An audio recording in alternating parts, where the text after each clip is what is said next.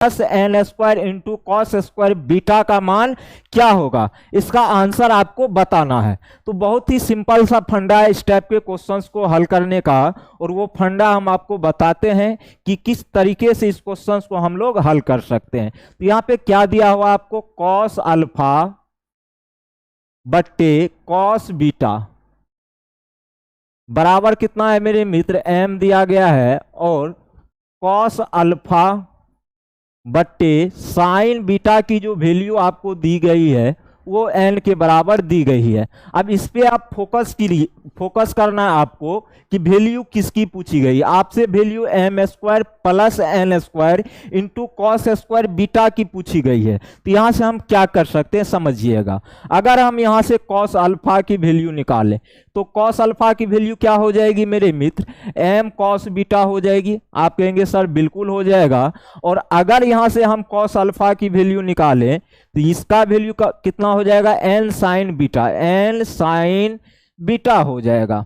ये किसका वैल्यू निकल के आया, पहले से यहां से अगर आप देखेंगे कि तो कॉस अल्फा का जो वैल्यू होगा एम कॉस बीटा के बराबर होगा, और यहां से कॉस अल्फा का जो वैल्यू होगा एन साइन बीटा के बराबर होगा। ओके, अब यहां पे एक चीज आप नोटिस करेंगे, और वो चीज क्या नोटिस करेंगे, ये जो वैल्यू है एम कॉस बीटा ये भी किसकी वैल्यू है, कॉस अल्फा की, और ये जो वैल्यू है एन साइन बीटा ये भी किसकी वैल्यू है, कॉस अल्फा की।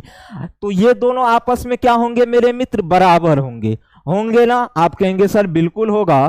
तो यहां से एम कॉस बीटा बराबर हो जाएगा एन साइन बीटा के। अरे हो जाएगा कि नहीं, आप कहेंगे सर बिल्कुल होगा। तो ये दोनों वैल्यू क्या हो गई, अब आपकी बराबर हो गई। अब इसमें काम क्या करना है, दोनों तरफ स्क्वायर कर देना है। दोनों तरफ क्या करेंगे, स्क्वायर। जैसे ही हम लोग दोनों तरफ क्या करेंगे, इसमें स्क्वायर करेंगे, तो आप सभी जानते हैं ये जो होगा m square cos square beta हो जाएगा आपका, और ये जो होगा आपका एन स्क्वायर ये क्या हो जाएगा आपका, साइन स्क्वायर बीटा हो जाएगा। अरे हो जाएगा ना, बिल्कुल हो जाएगा। अब यहां से आप आगे स्टेप करेंगे, m square cos square beta, और यहां से ये हो जाएगा आपका n square sine square beta को क्या हम ऐसे लिख सकते हैं, 1 माइनस कॉस स्क्वायर बीटा, बिल्कुल लिख सकते हैं। ठीक है, अब ये कैसे आया भैया जी, जरा सा समझना। हम सभी जानते हैं sine square theta plus cos square theta की जो वैल्यू होती है मेरे मित्र 1 होती है। अगर हम यहां से साइन स्क्वायर थीटा की वैल्यू निकाले तो ये क्या हो जाएगा, 1 माइनस कॉस स्क्वायर थीटा हो जाएगा। और ये जो हमने लिखा है ये यहीं से आया है। ठीक है, अब तो पता चल गया ना ये कहां से आया है, तो ये यहां से आया है। अब यहां से जैसे ही आप आगे की स्टेप करेंगे तो ये आपका हो जाएगा m square cos square beta बराबर में हो जाएगा n square minus n square cos square beta हो जाएगा। अब आपको कुछ नहीं करना है, इसको इधर लेके आना है। ठीक है, तो m square cos square beta ये माइनस में है ये वाला टर्म, तो इधर आएगा तो प्लस में हो जाएगा, तो ये हो जाएगा n square cos square beta, और बराबर में कितना हो जाएगा आपका एन स्क्वायर हो जाएगा। और यहां से कॉस स्क्वायर बीटा अगर हम कॉमन ले लें तो ये क्या होगा, m square plus n square हो जाएगा, और बराबर में कितना होगा एन स्क्वायर। ठीक है, और वैल्यू आपसे किसकी पूछी गई थी, m square plus n square into cos square beta की। तो यहां से वैल्यू कितनी निकल के आ गई, एन स्क्वायर के बराबर निकल के आ गई। और यही आपका क्या हो जाएगा, सही जवाब, जो कि ऑप्शन नंबर बी में दिया हुआ था।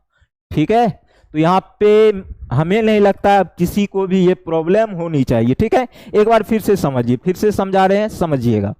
हमने कहा ये तो क्वेश्चंस में आपको गिवन है, आप कहेंगे सर बिल्कुल। तो यहां से कॉस अल्फा बटे कॉस बीटा अगर m के बराबर है तो क्या हम कॉस अल्फा बराबर m कॉस बीटा लिख सकते हैं, बिल्कुल लिख सकते हैं। उसी तरह अगर कॉस अल्फा बटे साइन बीटा बराबर n है तो क्या यहां से हम कॉस अल्फा बराबर n साइन बीटा लिख सकते हैं, आप कहेंगे सर बिल्कुल लिख सकते हैं। तो अगर आप यहां पे एक चीज नोटिस करेंगे, ये भी कॉस अल्फा की वैल्यू है और ये भी किसकी वैल्यू है सर, कॉस अल्फा की ही वैल्यू है। तो ये दोनों वैल्यू आपस में क्या हो जाएगी, बराबर हो जाएगी। अरे हो जाएगी ना, जैसे ये दोनों वैल्यू बराबर हो गई तो हम जानते हैं यहां पे स्क्वायर के बारे में पूछा गया है, मतलब m square plus n square into cos square beta. तो ये तभी पॉसिबल हो सकता है जब हम इसको क्या करेंगे, स्क्वायर करेंगे, तभी तो स्क्वायर हमें मिल सकता है ना।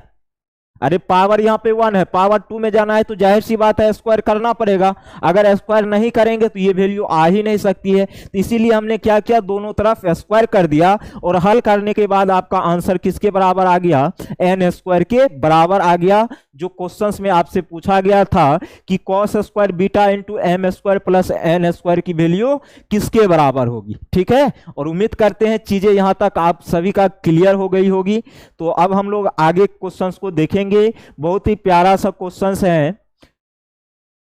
अब देखिएगा ये भी बहुत इंपॉर्टेंट क्वेश्चंस है। ठीक है, ये क्यों इंपॉर्टेंट है समझिएगा, बहुत ही प्यारा सा क्वेश्चन है। अगर आप एसएससी सीजीएल मेंस की खास करके एग्जाम देने वाले हैं तो उसके व्यू से बहुत ही इंपॉर्टेंट है। और क्वेश्चंस देखकर भी आपको पता चल रहा होगा कि क्वेश्चंस थोड़ा सा लेंथी है, लेकिन ऐसा कुछ भी नहीं है। सिर्फ आपको इस क्वेश्चंस के पीछे जो लॉजिक लगाना है वो पता होनी चाहिए।